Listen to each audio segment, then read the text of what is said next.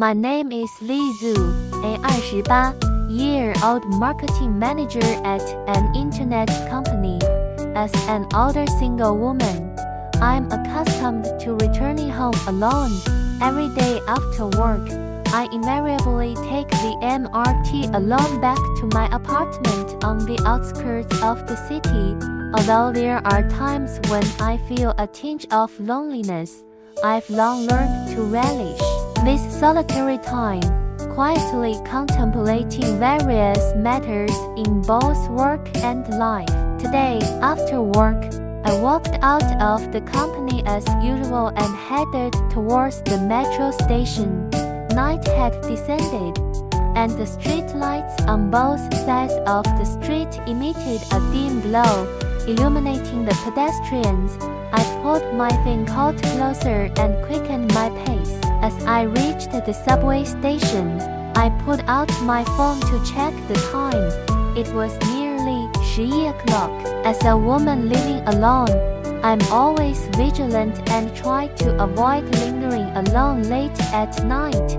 I entered the subway station, swept my card, and entered the platform, awaiting the arrival of the next train. After a while, the train slowly pulled in.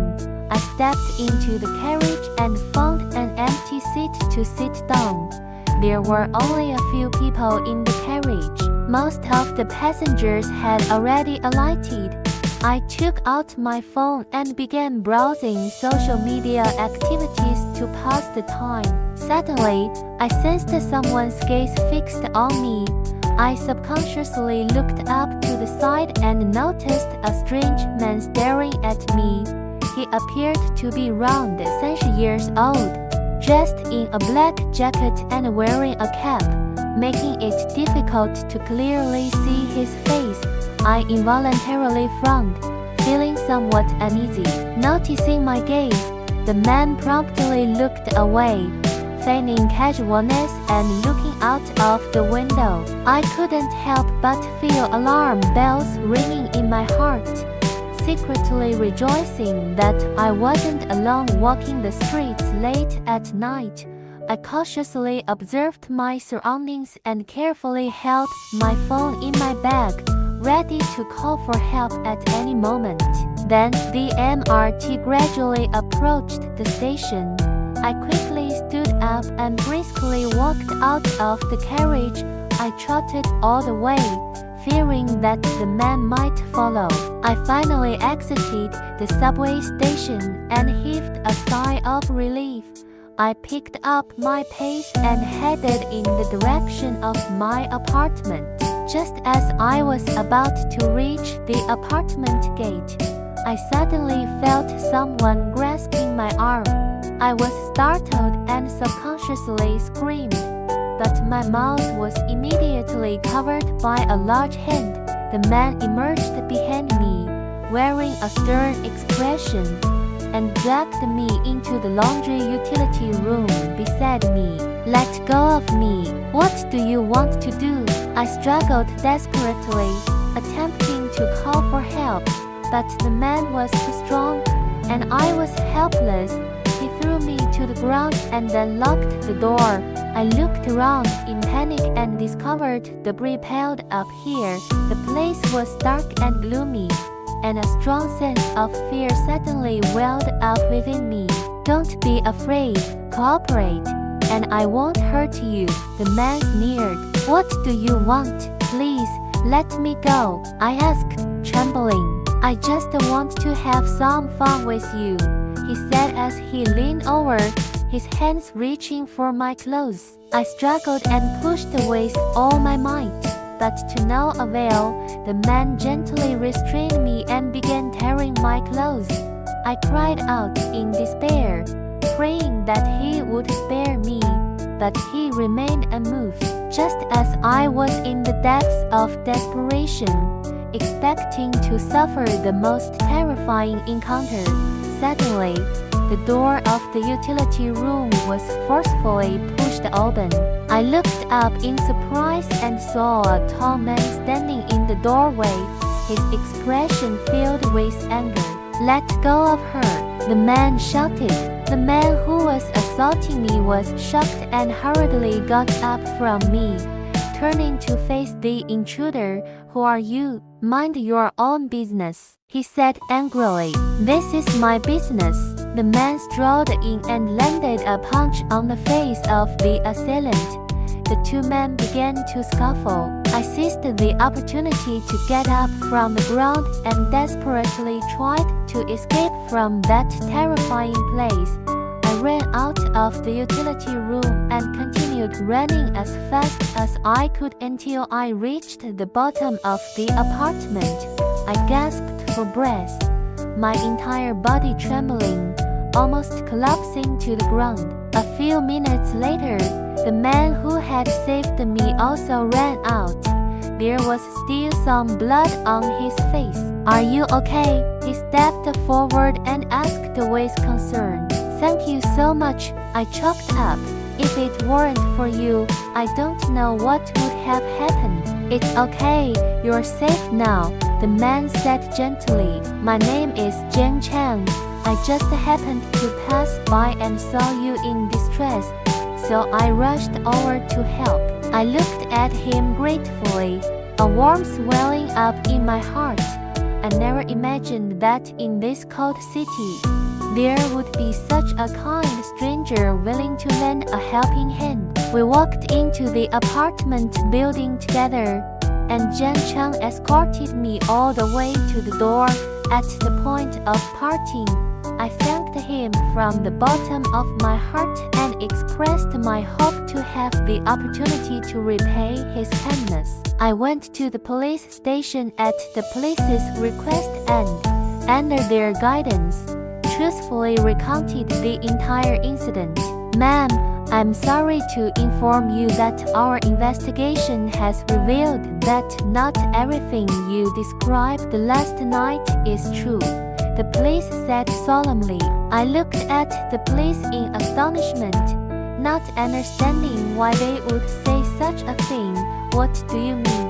Don't you believe me?" I asked anxiously. "According to our investigation, you weren't subjected to any violent attack last night, nor was there any incident of sexual assault.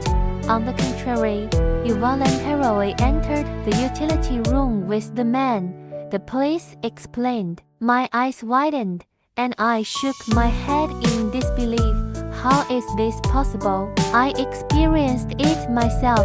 How could it be voluntary?" The police sighed. "We examined the surveillance footage from the surrounding area and discovered that you voluntarily entered the utility room with the man.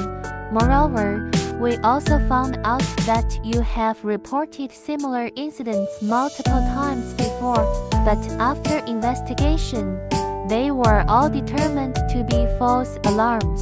I was stunned. I couldn't believe that I was being treated like a mentally unstable person. I desperately attempted to explain, but the police seemed to have made up their minds and were unwilling to believe my claims at all. In the end, I had no choice but to leave the police station. Back home, I sat quietly on the couch by myself, my heart filled with confusion and disappointment. I couldn't understand why the event I personally experienced would be dismissed as a false alarm. Am I really mentally ill? I struggled to recall the events of last night. That feeling of fear and despair was so vivid. How could it be false? I knew I wasn't lying, but the other side seemed to have sufficient evidence to prove that what I said was false. I lay down on the couch in a dejected state, and tears flowed involuntarily. As an independent woman, I had always been self-confident. I never thought I would encounter such a situation. Now, not only had I suffered from violence but was also treated as mentally unstable by the police. I felt more frustrated and helpless than ever before. Just then, the doorbell rang. I opened the door and saw that it was Jiang Chang, who had saved me last night. Why are you here? I asked, somewhat puzzled. I heard about your visit to the police, so I came to see if you were okay, Jiang Chang said with concern. I don't know why the police would decide that I was lying. After all, I saw with my own eyes that the vicious man was harming me, I said. Jiang Chang said angrily that it was unfair. You were clearly a victim. Why would it be dismissed as a lie? I must help you obtain justice. I was very grateful for Jiang Chang's support. I gratefully shook his hand. We sat down and discussed what to do. I decided to find a way to prove that what I said was true. With the help of Jiang Chang, I once again went to the police station, hoping to be able to reapply. This time, we provided more evidence, including abrasion marks on my body and fingerprint marks on the utility room door. After another investigation, the police finally believed me and immediately began the hunt for the assailant. A few days later, the police were able to capture the sexual predator and brought him to court. In court, I clearly described what happened to me. In the end, the assailant was sentenced to 5 years in prison. From then on, Jiang Chang and I became good friends.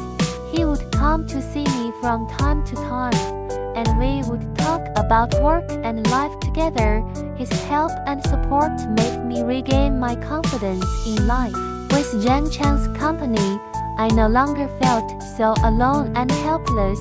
We often went out for walks together, chatting and sharing each other's thoughts and feelings. He always listened patiently to what I had to say and gave me encouragement and advice. Sometimes, we also cooked together and enjoyed a wonderful dinner time. Jiang Chang's cooking skills were unexpectedly good.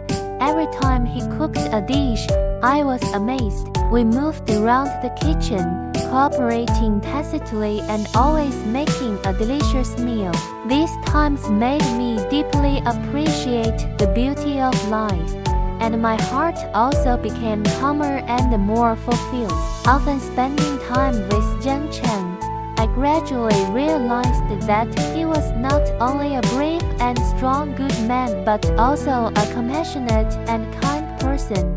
He always paid attention to the disadvantaged people around him and reached out to help. Whenever I saw him helping others, I couldn't help but sigh from the bottom of my heart. Originally, there were still such kind people in this world. Once, when we were passing by a welfare home, Jiang Chang suddenly proposed to go in and take a look. I was a little confused but still followed. After entering the welfare home, Jiang Chang enthusiastically greeted the staff inside and asked where he could offer assistance. The staff, upon hearing Jiang Chang's proposal, had gratitude and relief in their eyes. It turned out that Jiang Chang had often come here before, bringing some daily necessities and condolences to the lonely and widowed elderly. But this time, he deliberately proposed that he wanted to help tidy up some of the environment in the home so that the elderly could live more comfortably. Watching Jiang Chang enthusiastically devoting himself to it, I couldn't help but feel a sense of admiration. His kind deeds undoubtedly provided the greatest support and comfort to these vulnerable groups. I was moved and stood aside, silently helping him. I also experienced the joy and satisfaction of giving. From that day on, we often went to the welfare home together to help the elderly there. Sometimes, we brought some fruits and small snacks and chatted with them, making them feel warm. Sometimes, we also helped with cleaning and repaired some simple facilities. Although these tasks were not easy, Seeing the smiles on the faces of the elderly made us deeply feel that it was all worth it. With Zhang Chang, I embarked on a new journey in life. Together, we worked for those in need, providing support and services and exploring the meaning of life. We also shared each other's joys and sorrows, encouraged each other, and grew together. I knew that this was just the beginning of my life. The road ahead might still be full of twists and turns, but as long as there was a good friend like Zhang Chang by my side, I was no longer afraid to face unknown challenges. I believed that as long as we continued to be kind and just, we would definitely be able to create a warmer and more hopeful world.